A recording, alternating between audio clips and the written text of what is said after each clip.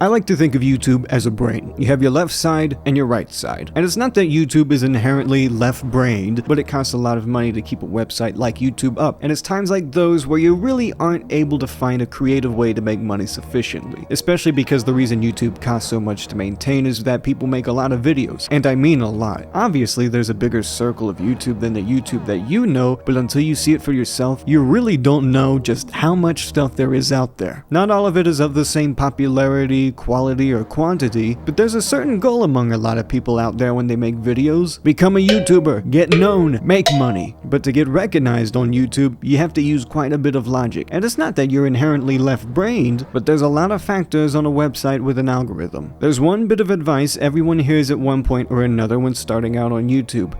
Stand out so you have a chance. But what if you just didn't? What if you just saw the formula for success that everyone else is doing and replicate that instead? Truth be told, it's hard to be original on YouTube. And when I say original, I mean something crazy, something nobody has ever seen before. Well, there's like a study that tells me, oh, well, people are more likely to click on a video if it looks similar to videos they've already clicked on. Oh, well, okay, so I can't create the coolest thumbnail ever. So I can't really create an esoteric thumbnail. That's fine. I'll make it very saturated, whatever. It makes me wonder, why is the phrase, if you can't beat 'em, join 'em so popular? Why is that such a popular phrase, I wonder? Well, let's think about it. Well, YouTube at the end of the day is a social media. It's a social media. The whole point of YouTube is that it's a video sharing platform. You share videos to other people. They interact with the video, they comment on it, they interact with other people in return, and they build a community around a certain topic they have a similar interest in. Like any other social media. And if you share a similar interest with other people, that eventually becomes a group. And if it's an inner circle, you tend to develop each other's habits. So it's not necessarily bad that people make similar content around similar topics. For example, what's the popular game nowadays? I heard they made a new Counter-Strike. Yeah, for example, Counter-Strike. If you're going to make a video about Counter-Strike, who are you going to ask for advice? Someone who makes Counter-Strike videos, right? And on the other hand, you have people who brute force their way into, I don't feel like talking about. You might have people who brute force their way into success like content farms. Remember 5-minute crafts, 5-second crafts? Everyone fucking subscribed to them, even though they made bullshit. You had your Trooms, you had your 5-second crafts, those are the only two I know. Because they were just able to churn out stuff. And honestly, it was probably mostly kids watching these, but I guess adults could watch them too. You know, the teens could be like, hey, I saw them glue a purse back together with, you know. This is crazy innovative. Because of how massively popular these DIY channels were, people reacted to them. And suddenly, what do you know? You had a group of like-minded people who hated these 5-second crafts and they formed a community around each other. What do you know? Let's talk about me as a creator. I try to be original, but at the same time, I like it when people look at my face. So where does that put me under? I talk about channels that are larger than me, and then I reap all the benefits of their success, right?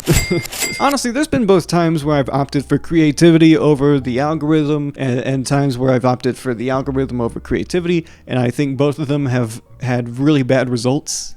For example, when I choose creativity over the system, I guess the video's fun to make. I get to loosen up a little bit more when I'm creative, but oh look, hey look, it's just me in the room, nobody's watching this. Who's behind that screen? Oh, it's me.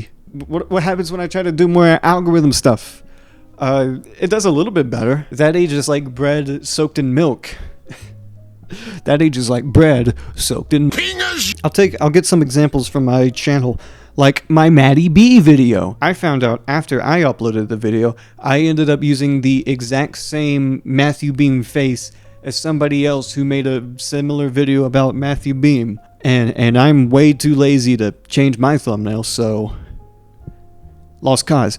You might have saw the thumbnail of this video. I tried making a similar thumbnail to that, and it resulted in one of the worst thumbnails I've ever seen on YouTube. One of the worst thumbnails on YouTube was made by a big-nosed piece of shit called myself. Oh my god, look at this fucking thumbnail. Look at what face am I making?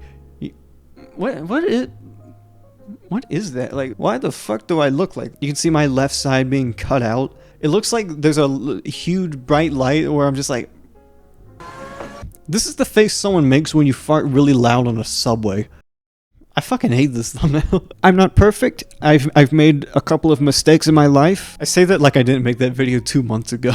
You know, at the end of the day though, it's hard to be original. Like, original. Like, you're not talking about some YouTuber, you're not talking about a video game, you're not talking about history, you're not talking about you're actually creating the thing. Suddenly, like, every YouTuber you know is irrelevant. Like, animators are considered the pinnacle of originality, but how many of them are making something that isn't a parody? Suddenly that number goes way down. And it's probably because if you make something purely original, no one's going to watch it. That's probably it. I know a YouTuber who makes animation on cells, like actual physical animation cell. Like he actually inks it, he paints it, he does it all. And he's an absolute psycho for it. He puts more effort into one of his animations than all of my videos combined. But honestly, I'd be hard pressed to believe he does this for anyone but himself. Honestly, that's where you see the most originality, where people don't care if people watch it or not. They're just making it for themselves, and if people see it, they see it, and if they don't, hey, I don't care. So maybe that's how you beat YouTube. The only way to beat YouTube is to go against the game. And I mean, there's always examples of originality prevailing and it becomes the next big thing. I'll pull up some examples on the screen because I can't think of any off the top of my head. Here, let's have a seat. Let's have a seat together. And if you want to be historical about it, I suppose you could think about TV shows back in the day. You think about the soap opera. That used to be the big thing. But hey, look, now we got The Sopranos. Hey, maybe originality prevails. And, maybe it's important to consider that the next big thing is going to be the result of creativity thriving. I think there's always a way for creativity to win. Whether it becomes the next big thing or not, who knows? I'm trying to get I'm trying to get paid. Sorry. I'll put you down. So, in conclusion,